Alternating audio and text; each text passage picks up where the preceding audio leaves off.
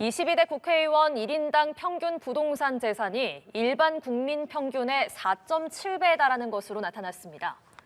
경제정의실천 시민연합에 따르면 국회의원 신고 부동산 재산은 평균 19억 5천만 원으로 국민 평균 4억 2천만 원의 4.68배 수준입니다.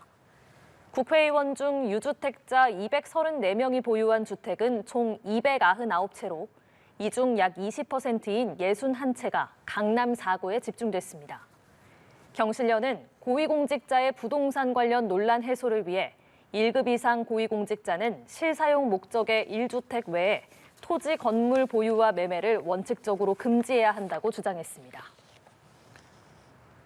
서울 아파트를 구입하기 위해서 수십억 원의 부모 돈, 또 회사 돈을 불법적으로 끌어다 쓴 것으로 의심되는 사례들이 무더기로 적발됐습니다.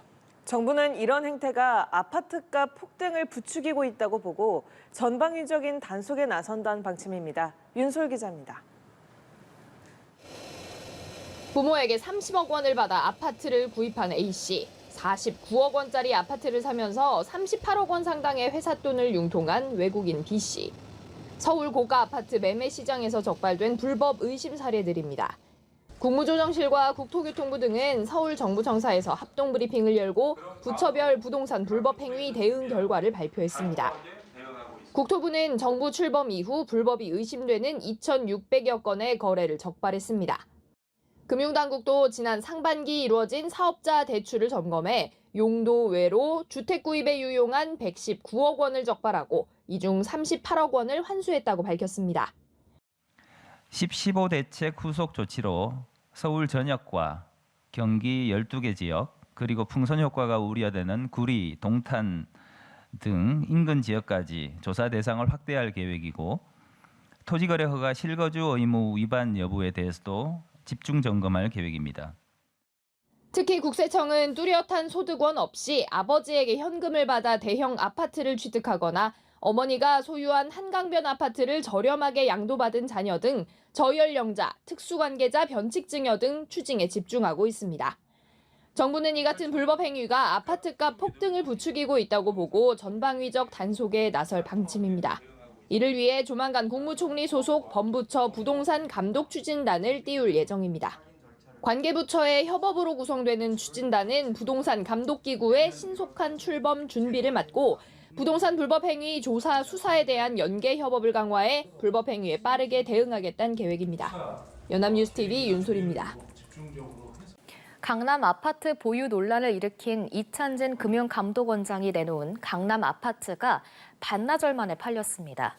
이 원장은 보유 중인 서초구 우면동 아파트 2채 중 1채를 처분하겠다고 했는데 직전 실거래가보다 4억 원 높게 내놨다는 지적이 제기되자 호가를 22억 원에서 18억 원으로 낮췄습니다. 주변 시세보다 낮게 올라왔던 해당 매물은 올린 지 몇 시간 안 돼 계약금 2억 원이 입금됐습니다. 이찬진 금융감독원장이 서울 강남 아파트 2채를 보유한 다주택자라는 논란과 관련해 곧 처분하고 정리하겠다고 밝혔습니다. 이 원장은 오늘 국회 종합국정감사에서 다주택자 논란과 관련한 입장을 묻는 의원 질의에 자녀들에게 증여나 양도하지 않고 처분하려고 한다고 말했습니다. 이 원장은 서울 서초구 우면동 소재 아파트 2채를 보유하고 있는데 지난 20일에는 이 중 1채를 자녀에게 양도하겠다고 밝힌 바 있습니다. 논란이 계속되자 이 원장은 많은 국민이 주택 문제로 고통을 겪는 시점에 그런 발언이 매우 부적절했다며 주택 1채를 부동산에 내놓았다고 말했습니다. 2억 원 금융위원장이 강남구 소재 재건축 아파트를 갭투자했다는 지적에 대해서 무겁게 받아들인다고 말했습니다.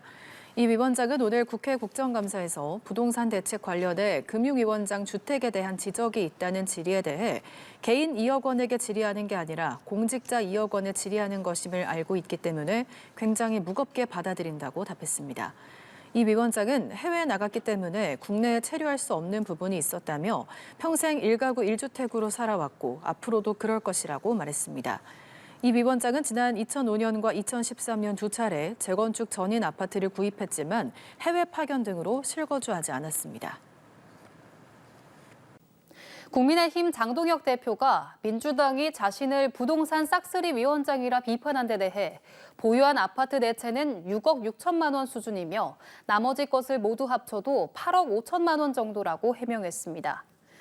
장 대표는 오늘 기자간담회를 열고 국민들에게 정치인으로서 아파트 내채를 보유하고 있다는 것 자체가 마음이 무겁다며 이같이 말했습니다.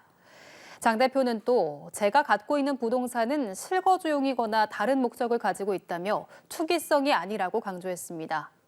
이에 더불어민주당 백승하 원내대변인은 부동산 상습 투기에 대한 동문서답식 변명으로 물타기할 생각은 이제 그만하라며 당장 부동산 특위위원장 자리에서 내려오라고 촉구했습니다. 이재명 대통령이 부동산 갭 투자 논란이 불거진 이상경 국토교통부 제1차관의 사의를 재가했습니다. 대통령실은 오늘 언론 공지를 통해 이상경 1차관의 면직원은 오늘 오후 재가됐다고 밝혔습니다. 이 차관은 지난 19일 유튜브 방송에 출연해 집값이 안정될 때까지 기다렸다가 집을 사란 취지로 발언했는데 정작 이 차관의 배우자가 과거 갭 투자를 한 사실이 알려지면서 논란이 일었습니다. 이후 이 차관의 대국민 사과에도 비판이 계속되자 어젯밤 사의를 표명했습니다. 국회 국토교통위 더불어민주당 간사인 복귀영 의원이 15억 정도는 서민 아파트라는 발언으로 논란이 일자 곧바로 사과했습니다. 복 의원은 어제 한 라디오 방송에서 전국 평균치 15억 정도 아파트면 서민들이 사는 아파트라는 인식들이 있어서 15억 아파트와 청년, 신혼부부 등에 대한 정책은 건드리지 않았다고 말했습니다. 그러면서 과거와 지금이 달라진 게 없는데도 그분들께 주거 사다리가 없어졌다고 비판하는 것이라며 야당의 부동산 대책 비판에 반박했습니다. 이에 국민의힘이 국민 상처에 염장 지르고 피멍만 남기고 있다고 지적하자 복 의원은 국토위 국감도 중 신상 발언을 통해 앞으로 더 정확한 용어 선택을 위해 노력하겠다며 고개를 숙였습니다.